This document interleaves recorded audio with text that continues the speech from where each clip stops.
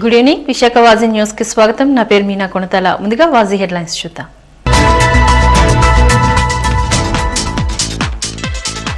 నేడు అంబేద్కర్ 64వ వర్ధంతి సందర్భంగా ఘన నివాళులర్పించిన పలువురు రాజకీయ నేతలు, ప్రజా సంఘాల నాయకులు.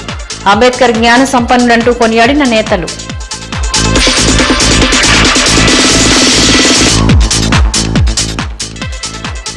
ప్రభుత్వం కరుణించేదెప్పుడని ఆవేదన చెందుతున్న చిరు వ్యాపారస్తులు.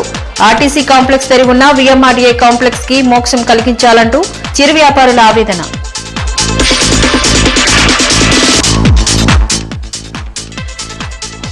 ఏలూరులో వింత వ్యాధి బారిన పడిన బాధితులు. ప్రభుత్వం అన్ని విధాలుగా అండగా ఉంటుందన్న ఆరోగ్య శాఖ మంత్రి ఆళ్ల నాని.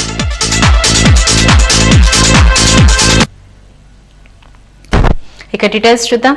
డాక్టర్ బిఆర్ అంబేద్కర్ 64వ వర్ధంతి సందర్భంగా నేడు మద్దిలపాలెం దరి వైసీపీ పార్టీ కార్యాలయంలో రాష్ట మంత్రి అవంతి శ్రీనివాసరావు అంబేద్కర్ చిత్రపటానికి పూలమాల వేసి ఘన నివాళులర్పించారు.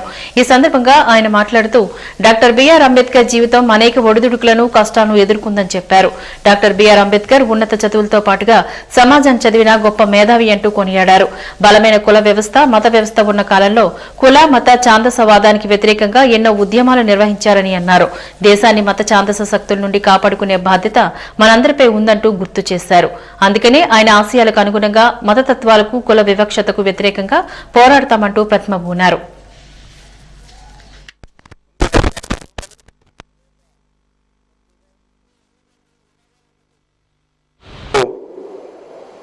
మన రాజ్యాంగ సృష్టికర్త, ప్రపంచ మేధావి బిఆర్ అంబేద్కర్ గారు వర్ధంతి పాల్గొనడం చాలా ఆనందంగా ఈరోజు ఉంది. ఈరోజు అంబేద్కర్ గారు వారి రాజ్యాంగంలో స్ఫూర్తి బట్టి ఈరోజు ఈ స్థితిలో మేమందరం కూడా ఇది చాలా గర్వకారం తెలియజేసుకుంటున్నాము. ఈరోజు ఎస్సీ ఎస్టీ వర్గాల వారు అన్ని రంగాల్లో అభివృద్ధిలో దూసుకుపోతున్నారు. వారి యొక్క రాజ్యాంగంలో మనకు కల్పించిన ఈ యొక్క అవకాశాల వల్లనే బాబాసాహెబ్ అంబేద్కర్ పుణ్యం అని నాలాంటి వాళ్ళు, అలాగే ఈ యొక్క అణగారిన వర్గాల వాళ్ళు, ఈ యొక్క రిజర్వేషన్స్ వల్ల కొంతమంది ఎమ్మెల్యేలైనా, ఐఏఎస్ ఆఫీసర్లైనా వారి పేరు మీద 4 పైసలు సంపాదించినా నేను కోరేది ఒకటే, ఈ యొక్క బాబాసాహెబ్ అంబేద్కర్ ఆలోచన విధానాన్ని మనం అర్థం చేసుకోవాలి. ఈ రోజున భారతదేశంలో అందరు ముఖ్యమంత్రుల కన్నా మన యొక్క గౌరవ ముఖ్యమంత్రి శ్రీ జగన్మోహన్ రెడ్డి గారు వారిని సంపూర్ణంగా స్టడీ చేయటం వల్ల ఈ రోజున ఈ యొక్క అణగారిన వర్గాలు, బీసీలు, ఎస్సీలు, ఎస్టీలు, మైనారిటీలు, మహిళల కోసం వారు చేస్తున్నటువంటి కృషి నిజంగా భారతదేశానికే ఒక ఆదర్శంగా నిలిచారు.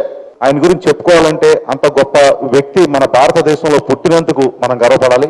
ఎందుకంటే ఆయన భారత రాజ్యాంగం ఆయన రాసినప్పుడు ప్రతి ఒక్క అంశాన్ని పరిగణలోకి తీసుకుని ఇవాళ కూడా మొత్తం ప్రపంచంలోనే ఒక గొప్ప రాజ్యాంగం మనకుంది ఒక అని విధంగా కూడా ఆయన ఆ రోజుల్లో రచించడం, అంత ఒక దళితగా పుట్టి కూడా పెద్ద పెద్ద చదువులు చదివి ఇతర దేశాలు కూడా చదివి ఆయన ఆ స్థాయికి వెళ్ళటం అనేది నిజంగా గొప్ప విషయం.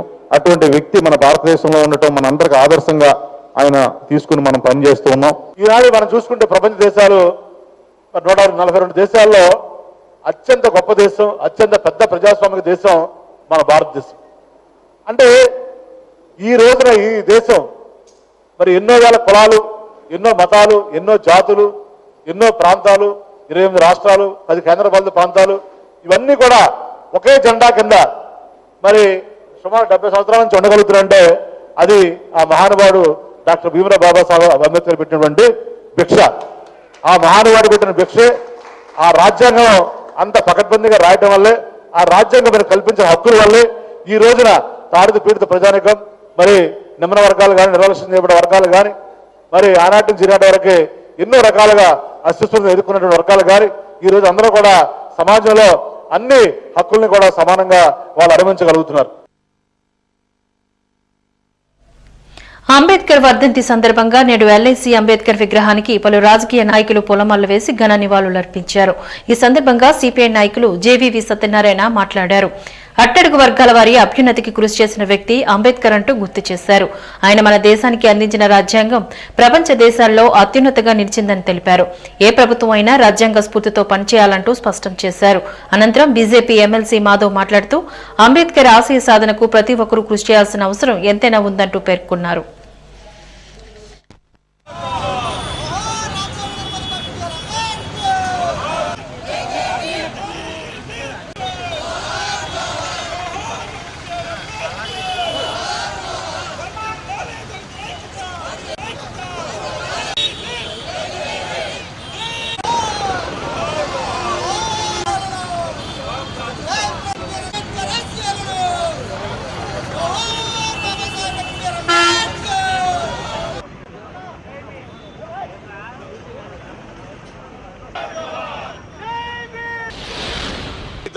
ఆధునిక భారతదేశ నిర్మాణంలో కీలకమైనటువంటి పాత్ర పోషించినటువంటి అంబేద్కర్ 64వ వర్ధంతిని ఈరోజు దేశవ్యాప్తంగా జరుపుకుంటున్నాం. ఈరోజు అంబేద్కర్ భావజాలానికి పూర్తి భిన్నమైనటువంటి పద్ధతుల్లో ఈరోజు పరిపాలన సాగుతూ ఉంది కేంద్రంలోని. ఆయన ఏదైతే మనువాద భావజాలాన్ని వ్యతిరేకించాడో ఈరోజు ఆ మనువాదులే కేంద్రంలో అధికారంలో ఉన్నటువంటి పరిస్థితి ఉంది. వాళ్ళే ఈరోజు అంబేద్కర్ని కొనియాడి అంబేద్కర్ ఎక్కడైతే ఆయన విగ్రహాలకు దండేయడం కాదు, ఆయన ఎక్కడైతే జన్మించాడో ఆ ప్రాంతానికి పోయి నరేంద్ర మోడీ గారు ఘనంగా మేమంతా అంబేద్కర్ వారసులు అని చెప్పుకుంటూ ఆయన రచించినటువంటి రాజ్యాంగానికి తూట్లు పొడిచే పద్ధతుల్లో వ్యవహరిస్తూ ఉన్నారు. ఈరోజు భారతదేశ రాజ్యాంగం అన్నది స్వేచ్ఛ సౌభ్రాతృత్వాలకి ప్రతీకగా ఉన్నది. అలాగే భావ ప్రకటన స్వేచ్ఛకి సంబంధించి ఒక ప్రత్యేకమైనటువంటి అంశం అందులో పొందుపరిచారు. డాక్టర్ బిఆర్ అంబేద్కర్ గారి 64వ వర్ధంతి సందర్భంగా మరి ఇక్కడ ఈ కార్యక్రమానికి వాన్పల్లి రవికుమార్ గారు ఆధ్వర్యంలో జరిగినటువంటి ఈ కార్యక్రమం రావడం జరిగిందండి. మరి ఈ సందర్భంగా అంబేద్కర్ గారి యొక్క ఆశయాలు ప్రతి ఒక్కరు కూడా ప్రజల్లోకి తీసుకువెళ్ళాలని చెప్పి తెలియజేస్తూ ఈ సమాజం కోసం ప్రతి ఒక్కరు కూడా పాటుపడాలని చెప్పి ఈ సందర్భంగా తెలియజేస్తారు. అనేక రకాల న్యాయ వ్యవస్థలు ఉన్నాయో, అలాగే ఉద్యోగస్తులకు అనేక రకాల ఏవైతే బెనిఫిట్స్ ఉన్నాయో, మెటర్నిటీ కానీ లేబర్ లాస్ కానీ అవన్నీ కూడా దేశాన్ని తీసుకొచ్చిన వ్యక్తి డాక్టర్ బిఆర్ అంబేద్కర్ గారు. రాజ్యాంగ రాయటం వరకే మనం పరిమితం చేస్తాం కాదు, ఇంత విశాలమైన అంబేద్కర్ గారిని దేశ ప్రజలు ఏ విధంగా ఆలోచన చేయాలి అనే విషయంలో ఒక స్పష్టమైన వైఖరితో భారతీయ జనతా పార్టీ ఉంది. కనుకనే డాక్టర్ బిఆర్ అంబేద్కర్ గారి గురించి ప్రపంచానికి తెలియటం కోసం Ambedkar international centre convention centre పెట్టి అనేక రకాల కార్యక్రమాలు అక్కడ చేయడంతో పాటు ఆయన్ని నిజ జీవితంలో అన్వయించుకోవటం, సామాజిక న్యాయం సంపూర్ణంగా ఇవ్వటం కోసం అనేక రకాల కార్యక్రమాలు చేస్తున్నారు. భారతీయ జనతా పార్టీ నరేంద్ర మోడీ గారు చేసిన అన్ని కార్యక్రమాలు కూడా అంత్యోదయ అంతిమ వ్యక్తికి ఫలితాలు వెళ్లే విధంగా రూపకల్పన జరిగింది. దేశమంతా కూడా ముందుకెళ్లడానికి, నేను ప్రధానమంత్రి అవ్వడానికి డాక్టర్ బిఆర్ అంబేద్కర్ గారు అని చెప్పి ప్రధానమంత్రి చెప్పడం ద్వారా ఏ విధంగా భారతీయ జనతా పార్టీ అంబేద్కర్కి ప్రాధాన్యత ఇచ్చిందో తెలిసింది. అందరికీ ప్రసాదించబట్టే ఈ రోజున మరి సమాజంలో అణగారిన వర్గాలు, బలహీన వర్గాలు, ఈ తాడిత పీడిత ప్రజానికం, బడుగు బలహీన వర్గాలు, నిర్లక్ష్యం చేపట్టే వర్గాలందరూ కూడా సాంఘిక, రాజకీయ, ఆర్థిక సమానత్వాన్ని పొందగలుగుతున్నారు. అంటే ఆ మహనీయుడు పెట్టిన భిక్ష రాజ్యాంగం మనకు కల్పించడం. మరి ఈ దేశం ఉన్నంతకాలం, భారతదేశ చరిత్ర ఉన్నంతకాలం, ఈ ప్రపంచం ఉన్నంతకాలం ఆ మహనీయుడు యొక్క కీర్తి ప్రతిష్టలు ఎప్పుడు కూడా ఉంటాయి. మరి ఆ మహనీయుడు ఏ ఉద్దేశంతో అయితే సమసమాజం స్థాపించాలని ఆనాడు చెప్పాడు రాజ్యాంగంలో మనకు. ఆయన ఆలోచన అనుగుణంగా ఈ రోజున మన రాష్ట్ర ముఖ్యమంత్రి శ్రీ వైఎస్ జగన్మోహన్ రెడ్డి గారు సమాజంలో ఎవరైతే నిర్లక్ష్యం చేయబడ్డ వర్గాలు, బలహీన వర్గాలు, దళితులు, గిరిజనులు, మైనార్టీలు ఎవరైతే ఉన్నారో వీళ్ళందరికీ ఒక గుర్తింపుని, గౌరవాన్ని పెంపొందించే విధంగా ఈరోజు పరిపాలన సాగుతుంది. రాజ్యాంగాన్ని రచించి దేశవ్యాప్తంగా ఎంతో మంది ప్రజల అభిమానాన్ని చూరగొన్న రాజ్యాంగ నిర్మాత బాబాసాహెబ్ అంబేద్కర్ ఒక వ్యక్తి కాదు, ఓ శక్తి అంటూ. అయితే కొన్ని పార్టీలు అంబేద్కర్ ను ఎస్సీ ఎస్టీలకు చెందిన వ్యక్తిగా అభివర్ణించడం దురదృష్టకరమని రాజకీయ చైతన్య వేదిక నాయకులు ప్రభాకర్ ఆందోళన వ్యక్తం చేస్తున్నారు. నేడు పౌర గ్రంథాలయంలో బాబాసాహెబ్ అంబేద్కర్ 64వ వర్ధంతి సందర్భంగా ఆయన మాట్లాడుతూ అగ్రవర్ణాల నాయకులు చెప్పు చేతుల్లో ఈనాటి ప్రభుత్వాలు నడవడం దురదృష్టకరమంటూ మండిపడ్డారు. ఇప్పటికైనా రాష్ట్ర ప్రభుత్వం స్పందించి దళితుల అభ్యున్నత కృషి చేయాలంటూ పిలుపునిచ్చారు.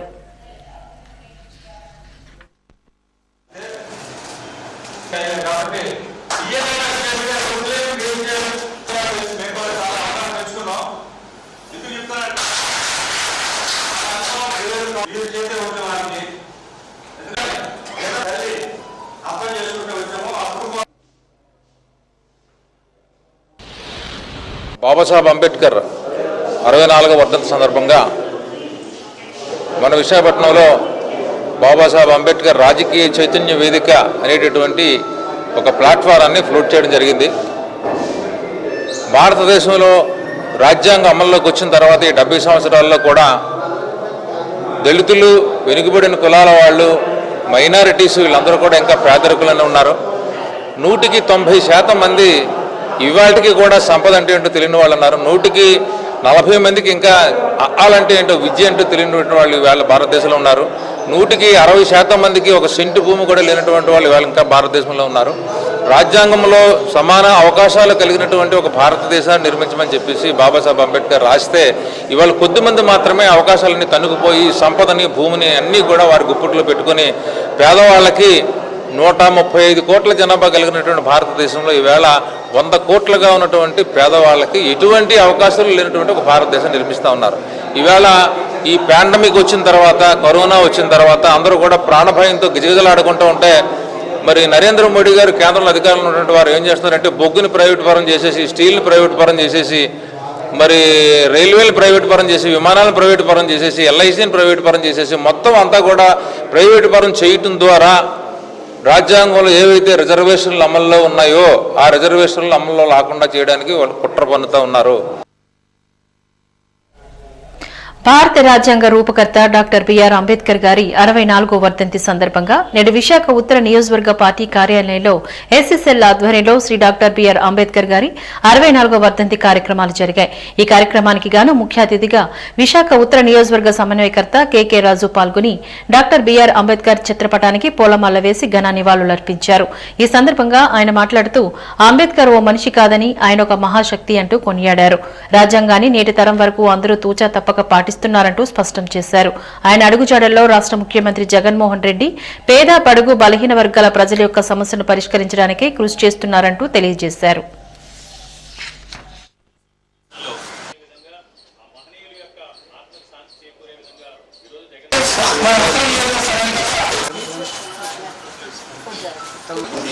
రాజ్యాంగ నిర్మాణానికి ఘన నివాళులు అర్పించి భారతదేశంలో ఉన్న పౌరుల యొక్క సమాజం కోసం భారతదేశంలో ఆనాడుకున్న వ్యవస్థలో తరతరాలుగా వెనక్కి నెట్టివేయబడుతున్న వెనకబడిన వర్గాల వారి అభ్యున్నతి కోసం సమసమాజ స్థాపన చేయాలి అనే ఉద్దేశంతో ఈ భారతదేశానికి రాజ్యాంగాన్ని ఆయన రచించి ఇవ్వడంతో పాటు ఆయన చేసిన అనేక కార్యక్రమాల ద్వారా ఈనాటికి కూడా మనకి స్వాతంత్రం వచ్చి 73 సంవత్సరాలు గడుస్తున్నా ఆయన ఏదైతే మనకి సూచనలు, సలహాలు, లక్ష్యాలు, ఆశయాలు నిర్దేశించారో వాటినే ఇప్పటికున్న పాలకులు కూడా ఆచరిస్తూ ఆయన ఆశయాలను, లక్ష్యాలను మనం ఎప్పుడు కూడా మనం చేసుకోవడం జరుగుతుంది. కోవిడ్ నియంత్రణలో భాగంగా ఫ్రంట్ లైన్ వారియర్స్ గా నిలిచిన విశాఖ పోలీస్ సిబ్బందిలో చాలా వరకు కరోనా బారిన పడ్డారు. కరోనా పడిన సిబ్బంది అంతా సంపూర్ణ ఆరోగ్యంతో కూలుకొని నగరంలో పోలీస్ విభాగం నేడు జీరో కోవిడ్ స్థితికి చేరుకుందంటూ Visakha DCP Aishwarya Rastogi Visakha police commissionerate లో ఏర్పాటు చేసిన విలేకరుల సమావేశంలో తెలిపారు. మార్చి నుంచి ఈ రోజు వరకు కోవిడ్ డ్యూటీల్లో పోలీసులు విశేష సేవలందించారని 698 మంది సిబ్బందికి గాను కోవిడ్ కి గురై వారంతా ఇప్పుడు పూర్తిగా కోలుకున్నారంటూ ఆయన వెల్లడించారు.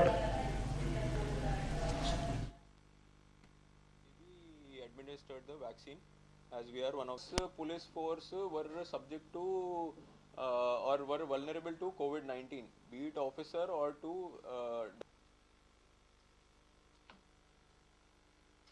should also kindly subject to or were vulnerable to COVID-19. మనం చూస్తే city police has become COVID free. ఇంత ముందు we have recorded total of 698 cases, COVID positive cases. కానీ ఈ రోజు మనం చూస్తే మొత్తం force has become covid free and there are 0 active cases. ఇది కూడా మనం చూస్తే దాదాపు our force is 3,811 strong and అందులో total 698 people till date have been affected. We also unfortunately have suffered 4 casualties in last few months. Primarily in this we have one ARHC, Mr. Apparao, one head constable, Mr. Srinivas Rao, one constable T. Satyanarayan Garu, and one home guard by name P. Srinivas Rao. So subsequently, as we all know that COVID-19 was new to all of us, even to health fraternity.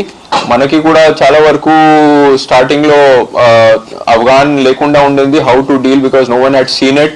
కానీ over the last few months చాలా వరకు అవగాహన పెరిగింది how to deal with covid, and కోవిడ్ని ఎలా మనం కొంతవరకు మన వాళ్ళని కాపాడచ్చు దాని ద్వారా. సో మెయిన్ మనం చూస్తే ఫస్ట్ ఆఫ్ ఆల్ సిపి గారి ఆదేశాల మీద డెడికేటెడ్ 24/7 కంట్రోల్ రూమ్ పెట్టడం జరిగింది, only to monitor health of police staff.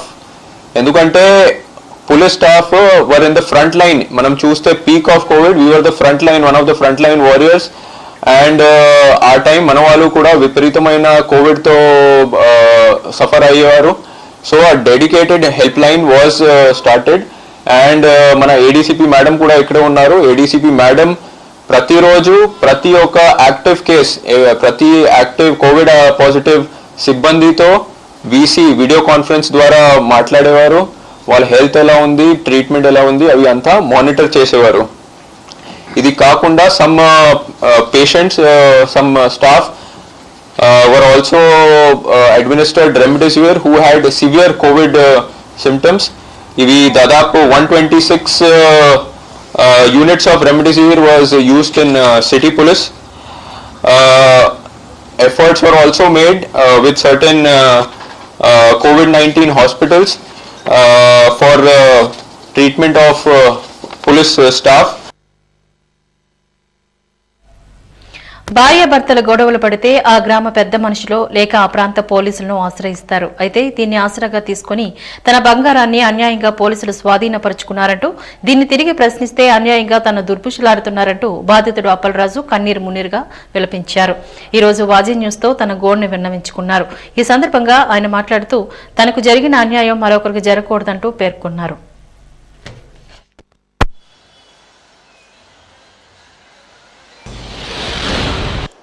నేను బతుకుతెర కోసమని విశాఖపట్నం గాజువాకు వచ్చాను. కొన్ని సంవత్సరాలుగా బేకరీలో పనిచేసుకున్నాను. అలాగే పళ్ళు వ్యాపారం, తిరుపతిరావు అనే వ్యక్తి పళ్ళు వ్యాపారం కూడా చేసుకున్నాను. ఈ తిరుపతిరావు మేనడు నాకు పరిచయం అయ్యాడు. శంకర్ అనేవాడు కూడా నాకు స్నేహితుగా పళ్ళు వ్యాపారం చేసుకునేవాళ్ళమే. ఈ నుంచి శంకర్ అనేవాడు అగ్రికల్చర్ ఏజెంట్గా పనిచేసేవాడు. నేను 10 రూపాయలు 20 రూపాయలు కట్టించుకునేవాడిని అతని దగ్గర. నన్ను కట్టించుకుందే కాక నాది ఆసరా తీసుకొని నా ఇంటి తెరిచి వచ్చుతుండేవాడు. డబ్బులు కదా కట్టించుకుంటాం అనుకునేవాడిని. నా భార్యతో అక్రమ సంబంధం పెట్టుకున్నాడు. నా జీవితం తీసేశాడు. నేను పోలీస్ స్టేషన్కి వెళ్ళి కంప్లైంట్ ఇచ్చాను. కంప్లైంట్ ఇస్తే వాడిని పిలిపించి మందరించి వదిలేశారు. మమ్మల్ని పిలిపించడం ఏమీ చేయలేదు. కంప్లైంట్ ఇస్తామని చెప్పేసి నా మీద కక్ష కట్టి నా భార్యని తీసుకుని వెళ్ళిపోయాడు. వెళ్ళిపోయిన తర్వాత 15 రోజులు వెతికాను.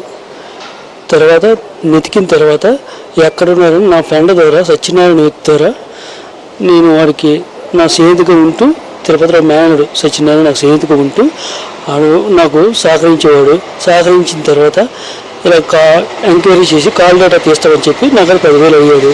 సరే ఇస్తాను, నాకు వాళ్ళు కావాలి, నేను తీసుకొస్తాను, నాకు బాబున్నాడు అని చెప్పాను. సరే అని చెప్పి మరునాడు వాడు నాకు ఎంక్వైరీ చేసి పలానా చెన్నై దట్ కోయంబత్తూరులో ఉన్నారని చెప్పాడు. సరే ఆ డీటెయిల్ పట్టుకొని నేను పోలీస్ స్టేషన్కి వెళ్తే నేను ఎంక్వైరీ చేస్తామన్నారు. సరే నేను వెళ్తాను సార్, మా వాడు నాకు అడ్రస్ చెప్పాడు సార్ అంటే, సరే వెళ్ళి నీకు ఏదైతే ఫోన్ చేయన్నారు. ఓకే అన్నాను. సరే నేను వెళ్ళిన తర్వాత 2 రోజులు అయింది, వెతికాము. 2వ రోజు సాయంత్రం వాళ్ళు మాకు అక్కడ దొరికిన తర్వాత వాళ్ళని మాట్లాడి వాళ్ళని పిలిపించుకుని వాళ్ళు తీసుకొచ్చి తర్వాత రాజమండ్రిలో వాడు దిగిపోయాడు. రాజమండ్రిలో దిగిపోయింది కాక నా భార్యను తీసుకెళ్ళి పోలీస్ స్టేషన్కి ఒప్పచెప్పాను.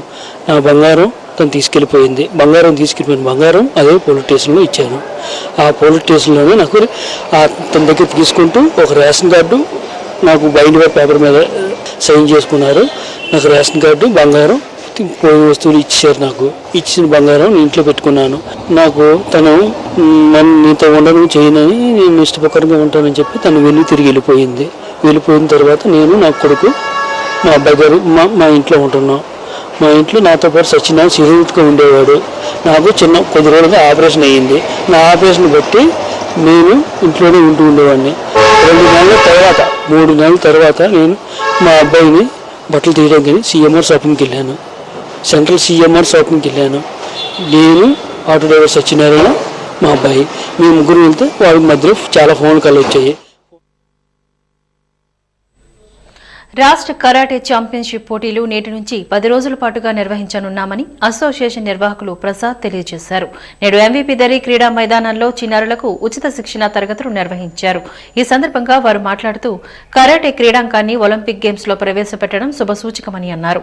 జాతీయ అంతర్జాతీయ పోటీలో పతకాలు సాధిస్తున్న క్రీడాకారులు మరింత క్రమశిక్షణ, చిత్తశుద్దితో సాధన చేసి ఒలింపిక్ గేమ్స్ లో దేశానికి పతకాలు అందించే స్థాయికి ఎదగాలంటూ ఆకాంక్షించారు. క్రీడల అభివృద్దికే కేంద్ర రాష్ట్ర ప్రభుత్వాలు ఎంతగానో కృషి చేస్తున్నాయంటూ స్పష్టం చేశారు. రానున్న రోజుల్లో క్రీడలకు తగిన గుర్తింపు కల్పించాలంటూ తెలియజేశారు.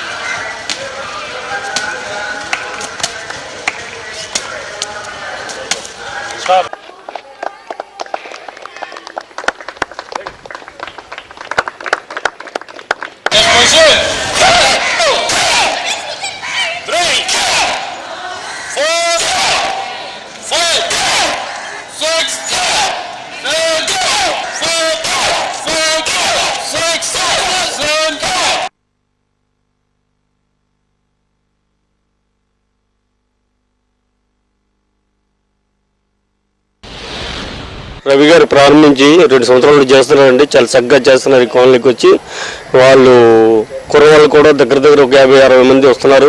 రోజు కూడా ఎంతో ఉత్సాహంగా రవి గారు వాళ్ళు కూడా పాఠాలు చెప్పడం, వాళ్ళు చక్కగా నేర్చుకోవడం కూడా జరుగుతుంది.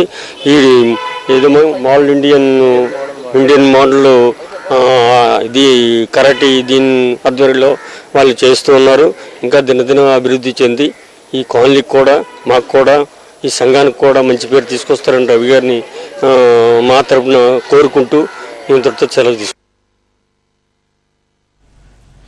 దేవుడు వరమిచ్చినా పూజారి కరుణించలేదన్నట్లుగా ఉంది వారి వేదన. పగలనక రేయనక కష్టపడి పోరాడి సాధించుకున్నది నేడు నిరుపయోగంగా ఉండడంతో తమ బాధలను ఎవరికి చెప్పాలో తెలియక తమ జీవితం అగమ్య గోచరంగా ఉందంటూ నగర ఆహార తోపుడు బండ్ల సంక్షేమ సంఘం హాకర్స్ జోన్ అధ్యక్షుడు దాకమర్రి బాలాజీ ఆందోళన వ్యక్తం చేస్తున్నారు. నేడు వాజీ న్యూస్ తో ఆయన మాట్లాడుతూ గత 30 సంవత్సరాల నుండి తామంతా ఆర్టీస్ కాంప్లెక్స్ పరిసర ప్రాంతాల్లో చిరు వ్యాపారస్తులు జీవనం సాగిస్తున్నామని, అయితే అప్పటి టీడీపీ ప్రభుత్వం అలసత్వం తమ పార్టీ శాపంగా మారిందంటూ ఆందోళన వ్యక్తం చేశారు. అయితే నేడు వైసీపీ ప్రభుత్వం కూడా గత టీడీపీ పార్టీ అడుగుజాడల్లో నడుస్తుందంటూ మండిపడ్డారు. ఇప్పటికైనా రాష్ట్ర ప్రభుత్వం స్పందించి తమకు న్యాయం చేయాలంటూ విజ్ఞప్తి చేస్తున్నారు. లేదంటే తమకు ఆత్మహత్యలే శరణ్యమని ఆవేదన వ్యక్తం చేశారు.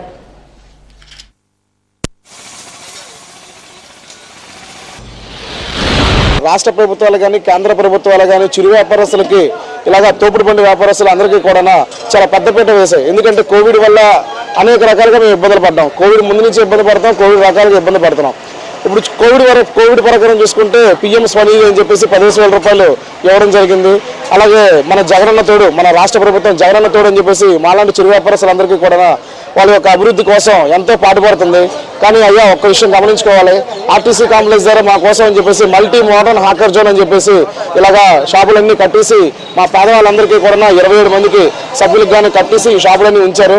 కానీ ఎలక్షన్ కూడా వాళ్ళు ఈ రోజు వరకు కూడా ఆ ఎలక్షన్ కూడా అయిపోయి దగ్గరికి సంవత్సరం 2 సంవత్సరాల దగ్గరికి వచ్చేస్తుంది. ఈ రోజు వరకు మాకు షాపులు ఇవ్వలేదు. ఇక్కడ మేము వ్యాపారం చేస్తారా కానీ మా మనసులో ఒక్కొక్కరికి కూడా ఏంటి మా పరిస్థితి ఏంటి అని చెప్పేసి, మా జీవనాధారం ఏమవుతుంది, మా బతుకులు ఏమవుతుంది అని చెప్పేసి ఒక ధైర్యంకరంగా భయంగా భయభ్రాంతులుగా బతుకుతున్నాం. ఇక్కడ ఈ పక్కనే చూస్తేనేమో ఫుడ్ కోర్ట్ ఏర్పాటు చేశారు. గతంలో అక్కడ 17 మంది ఉండేవాళ్ళు, ఇప్పుడు తర్వాత ఏమో అఫీషియల్ గా 27 మందిని చేశారు. ఇప్పుడు చూస్తేనేమో 130 మంది 150 మంది అక్కడే చిరు వ్యాపారం చేసుకుంటూ బతుకుతున్నారు. నిజంగా సంతోషకరమైన విషయం. వాళ్ళకి ప్రభుత్వం గుర్తించి వాళ్ళకి చిరు వ్యాపారానికి అలా ఇవ్వడం అనేది మాకు సంతోషకరమైన విషయమే. కానీ అక్కడ అంతమందికి ఇవ్వడం వల్ల మాకు ఉన్న వ్యాపారాలు కూడా పోయాయి. మేము కాంప్లెక్స్ దగ్గర నుంచి ఆర్టీసీ కాంప్లెక్స్ విశాఖపట్నంలోని ఆర్టీసీ కాంప్లెక్స్ టిఫిన్ అంటే మంచి ఉన్నతంగా నీట్గా చాలా చక్కగా ఇస్తాం. ఎందుకంటే మేము ఫస్ట్ నుంచి కూడా క్వాలిటీ మెయింటైన్ చేయడానికి అన్ని విధాలుగా చేసాం. పెద్ద అధికారులు కూడా మా దగ్గరికి వచ్చి వాళ్ళు కూడా మా దగ్గరికి వచ్చి టిఫిన్లు చేయడం జరిగింది. మాకు ఏదో విధంగా హెల్ప్ చేద్దాం అనుకున్నారు, హెల్ప్ చేశారు. కానీ మాకు ఇదివరకు హెల్ప్ మా కళ్ళ ముందు ఉంది కానీ మా చేతులకి మా కంచంలోకి ఈ రోజు వరకు రాలేదు. దయించి ఇప్పుడున్న ప్రభుత్వ అధికారులకే కానీ నాయకులకే కానీ చేతులెట్టి నమస్కరించి మరి చెప్తున్నాము. దయచేసి మా షాపులో మాకు ఇప్పించి మా యొక్క జీవనాభివృద్ధికి, మా జీవితానికి, మా పిల్లల భవిష్యత్తుకి కూడా తోడ్పడతారని చెప్పేసి మనసారా కోరుకున్నాను. విశాఖ ఆరిలోవా హెల్త్ సిటీలో రెయిన్బో చిల్డ్రన్ ఆసుపత్రి ప్రారంభించారు. Rainbow group of hospitals chairman Ramesh Kancharla ఈ ఆసుపత్రిని ప్రారంభించారు. 200 పడకల సామర్థ్యంతో అత్యాధునిక వైద్య సేవలను విశాఖ వాసులకు అందుబాటులో తీసుకువచ్చారు. 40 పడకల ఎన్ఐసీయూ, 16 పడకల పీఐసీయూ సదుపాయం కల్పించినట్లుగా rainbow group of hospitals chairman Ramesh Kancharla చెప్పుకొచ్చారు. దేశంలో 14వ రెయిన్బో హాస్పత్రి యూనిట్ గా విశాఖలో సేవలు మొదలుపెట్టినట్లు చెప్పారు. కోల్కతా నుంచి చెన్నై మధ్య అతిపెద్ద హెల్త్ హబ్ గా విశాఖ అభివృద్ధి చెందబోతుందని చెప్పారు. పిల్లల ఆరోగ్యంపై నేటి కాలంలో ప్రత్యేక శ్రద్ధ అవసరమని అన్నారు. ప్రాథమిక, ద్వితీయ శ్రేణి కన్నా 3వ దశలో పిల్లల ఆరోగ్య పరిరక్షణ అవసరం ఎంతైనా ఉందని అన్నారు. పిల్లల ఆరోగ్య రక్షణ కోసం నిపుణులైన వైద్యులతో రెయిన్బో చిల్డ్రన్స్ ఆసుపత్రి సిద్ధంగా ఉందంటూ పేర్కొన్నారు.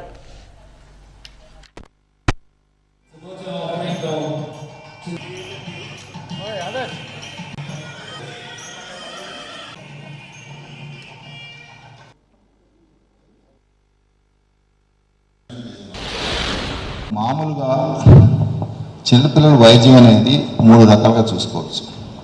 ప్రాథమిక వైద్యం అంటే చిన్నపిల్లలకి ఏదైనా సుస్థి చేసినప్పుడు మనం డాక్టర్ దగ్గరికి వెళ్ళి మనం ట్రీట్మెంట్ తీసుకుంటాము. అదే వాళ్ళు కొంచెం సిక్గా ఉన్నప్పుడు, కొంచెం వాళ్ళు ఇంట్లో మేనేజ్ చేయలేనప్పుడు హాస్పిటల్ అడ్మిట్ చేయాల్సి వస్తుంది. దాన్ని సెకండరీ కేర్ అంటారు. కొన్ని టైంలో చిల్డ్రన్ బాగా సిక్ అవుతారు. వాళ్ళు ఈ చావు బతుకుల్లో అంటే చాలా క్రిటికల్ స్టేజ్లో ఉంటారు అనమాట. అలాంటప్పుడు వాళ్ళకి చాలా ఇంటెన్సివ్ కేర్ ఆవశ్యకత వస్తుందన్నమాట. అలాంటి చిల్డ్రన్ని సేవ్ చేసేదానికి చిల్డ్రన్స్ హాస్పిటల్స్ కావాలి. ఎందుకనంటే ఇలాంటి సేవలు పెద్దవాళ్ళ హాస్పిటల్లో ఉన్నా కానీ అవి ఆప్టిమల్గా ఉండవు. సో నిస్త్రాణమైన డాక్టర్లు ఉండకపోవచ్చు, ఫెసిలిటీస్ ఉండకపోవచ్చు, పైపిచ్చి ఫోకస్ ఉండదు, అంటే వాళ్ళ విభాగంలో అంత పరిణతి ఉండదు. అందుకని చిల్డ్రన్స్ హాస్పిటల్ ఆవశ్యకత అక్కడ మొదలైంది. ఇప్పుడు ప్రపంచంలో మనం చూస్తే చిల్డ్రన్స్ హాస్పిటల్ కొన్ని దశాబ్దాలు, దాదాపు 4-5 దశాబ్దాల క్రితం అమెరికాలో కానీ యూరోప్లో కానీ చిల్డ్రన్స్ హాస్పిటల్స్ వచ్చినాయి. వాటన్నింటిలో చాలా అడ్వాన్స్డ్గా అంటే అడల్ట్ హాస్పిటల్స్కి ధీటుగా చిల్డ్రన్స్ స్పెషాలిటీ హాస్పిటల్స్ వచ్చాయి. ఉత్తరాంధ్రలో అనేక మంది కవులు, రచయితలు ఉన్నారని, వారి అభ్యున్నతికై కృషి చేయాల్సిన అవసరం ఎంతైనా ఉందని మెలోడీ క్రియేటర్ నిర్వాహకులు మెలోడీ సత్యనారాయణ అన్నారు. నేడు పౌర గ్రంథాలయంలో తమ సంస్థ ఆధ్వర్యంలో సినీ, భక్తి, జానపద పోటీల్లో గెలుపొందిన చిన్నారులకు గాను బహుమతులను అందజేశారు. ఈ కార్యక్రమానికి సెంచూరియన్ యూనివర్సిటీ ఉపకులపతి ఆచార్య జిఎస్ఎన్ రాజు ముఖ్య అతిథిగా పాల్గొన్నారు. ఈ సందర్భంగా ఆయన మాట్లాడుతూ సంగీత పోటీల్లో నేటి తరం చిన్నారులు ముందుకు రావాల్సిన అవసరం ఎంతైనా ఉందంటూ స్పష్టం చేశారు.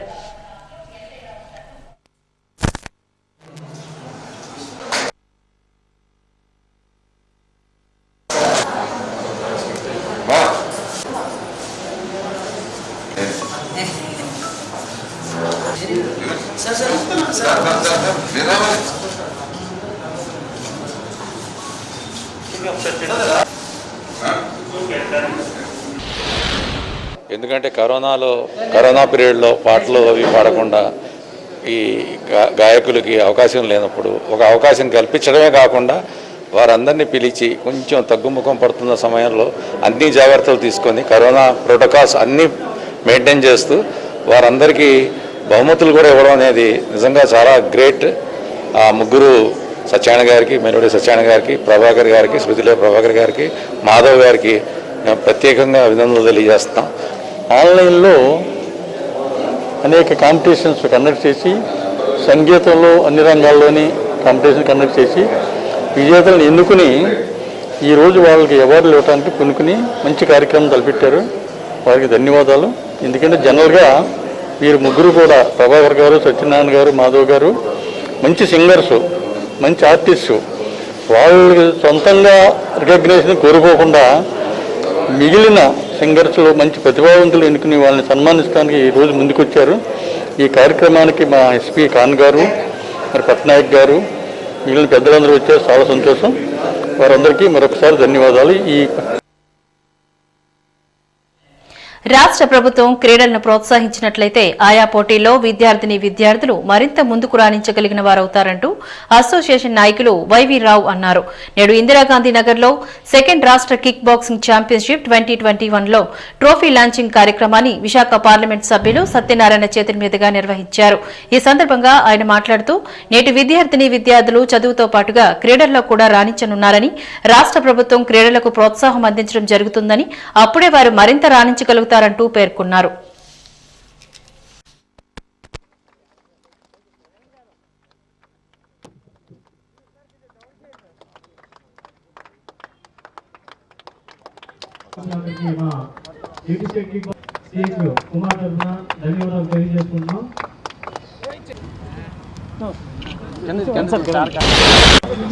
రెండవ ఏపీ స్టేట్ కిక్స్ బాక్సింగ్ టోర్నమెంట్ని ఈ రోజున మరి మన గౌరవ ఎంపీ గారు ఎంవివి సత్యనారాయణ గారు ఈ ట్రోఫీని ఆవిష్కరించడం జరిగిందండి. ఇది నిజంగా చాలా సుదినం. బాబాసాహెబ్ అంబేద్కర్, డాక్టర్ బిఆర్ అంబేద్కర్ గారు పరినిర్వాణం చెందిన రోజున మరి ఆంధ్రప్రదేశ్లో ఒక బలవంతమైన ఒక మంచి క్రీడని వాళ్ళు ఇక్కడ ఫిబ్రవరిలో నిర్వహించడం అనేది చాలా ముదాం.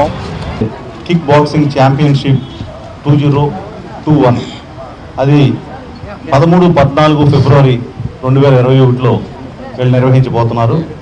ఇవాళ కిక్ బాక్సింగ్ అనేది ఒక చాలా మంచి క్రీడ. అది ఎందుకంటే దాన్ని మన ఆత్మరక్షణ కోసమే కాకుండా రెండవది శారీరకంగా దృఢంగా తయారవడానికి, మానసికంగా దృఢంగా తయారవడానికి కూడా అది ఎంతో ఉపయోగపడుతుంది.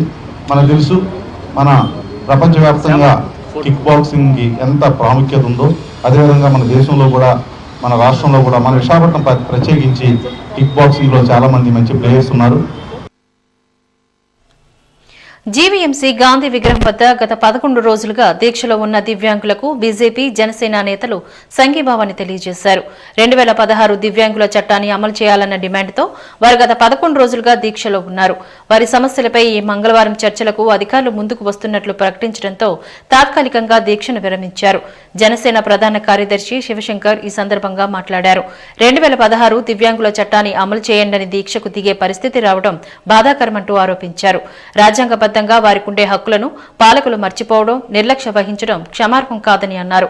వారిపై దయ చూపించడం కోసం చట్టం రాలేదని, వారి డిగ్నిటీ కాపాడడం పాలకుల బాధ్యత అని అన్నారు. 2016 చట్టం అమలు చేయమని, ఎంత దౌర్భాగ్యం అంటే కేంద్ర ప్రభుత్వం చట్టం చేశాక సుమారు 18 రాష్ట్రాలు అమలు చేస్తుంటే ఆంధ్రప్రదేశ్ అమలు చేయకపోవటం సిగ్గుచేటు. మరి ఈ రాష్ట్ర ప్రభుత్వానికి గుర్తు చేస్తే దాన్ని పట్టించుకోకపోవడం ఇంకా దుర్మార్గమైనటువంటి పరిపాలన తీరుకి ఇది ఒక ఉదాహరణగా మనం చెప్పుకోవచ్చు. దివ్యాంగులు ప్రపంచ సంస్థలు తీర్మానానికి అనుగుణంగా to keep there dignity, equality among all citizens చట్టం చేయడం జరిగింది. తదనుగుణంగా 1995 చట్టం, అలాగే ఈ మధ్యకాలంలో 2016 చట్టం, ఇవన్నీ కూడా దేశవ్యాప్తంగా జరుగుతున్న, ప్రపంచవ్యాప్తంగా జరుగుతున్న పరిణామాలు. ఇది వాళ్ళ హక్కు, ఏ ప్రభుత్వం తాలూకా భిక్ష కానే కాదు. ఇది ఆ హక్కు కోసం కూడా చట్టం చేసినటువంటిది అమలు చేయడానికి ఆందోళన చేయవలసిన పరిస్థితి వచ్చింది అని అంటే ఇది చాలా బాధాకరమైన విషయం. కళ్ళు తెరిచి వాళ్ళు ఏ సమస్యల కోసం అయితే ఇలా నిరాహార దీక్ష మొదటి రోజే ప్రభుత్వం స్పందించి వాళ్ళు నిరాహార దీక్షించి విరమింపజేసేటట్టు చేస్తే బాగుండేది. అయితే 11 రోజులు పట్టింది. ఇప్పుడు జేసీ గారు ఏడీ గారు వచ్చి వాళ్ళకి విరింపజేసేటట్టు చేస్తానని నిజంగానే రాష్ట్ర ప్రభుత్వం చిత్తశుద్ధి ఉంటే వెంటనే ఈ చట్టాన్ని అమలు చేసే విధంగా చర్యలు తీసుకోవాలి. ఆ బిల్లు సభల్లో ప్రవేశపెట్టి చేయాలి. మొన్న సభలు ముగిసే ఆ సభలో దీని ప్రస్తావన అయితే లేదు. వీళ్ళందరూ కూడా కోరుకునేది సానుభూతి కానీ సహాయం కానీ కాదు.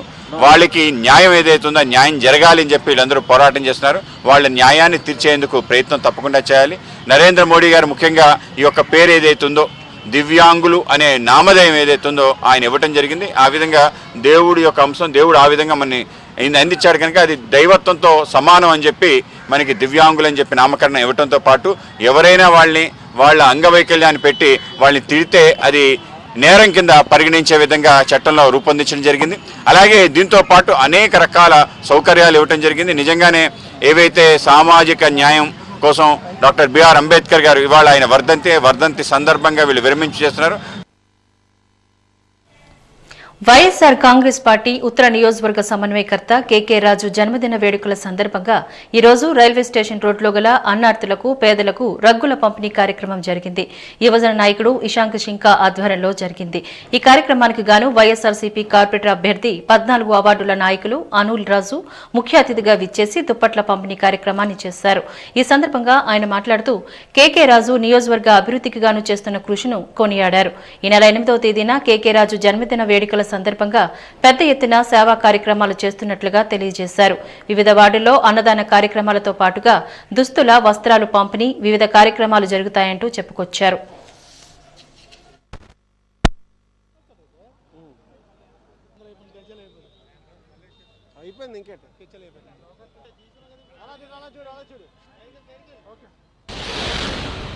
నా అభిమానంతో రాజన్న ఎప్పుడు పిలిచినా, ఎప్పుడు బాధలో ఉన్నా, ఏమున్నా నేను ఉన్నాను అని వచ్చే అతను మా రాజన్న.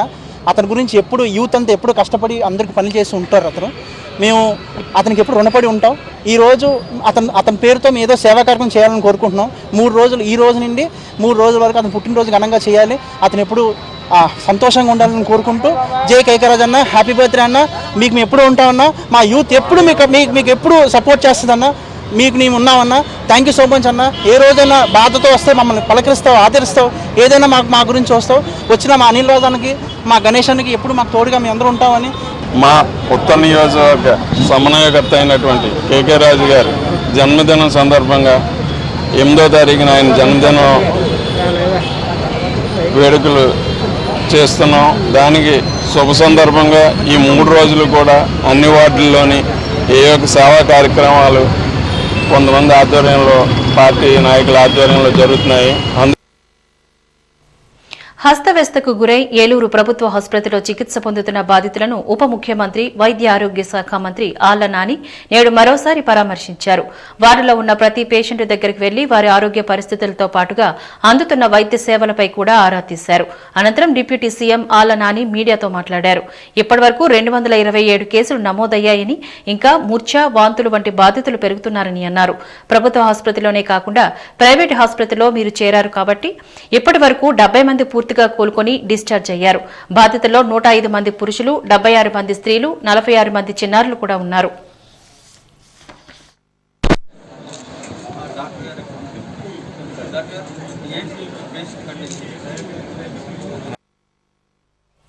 వాజీ న్యూస్ ఇంతటితో సమాప్తం. నమస్తే.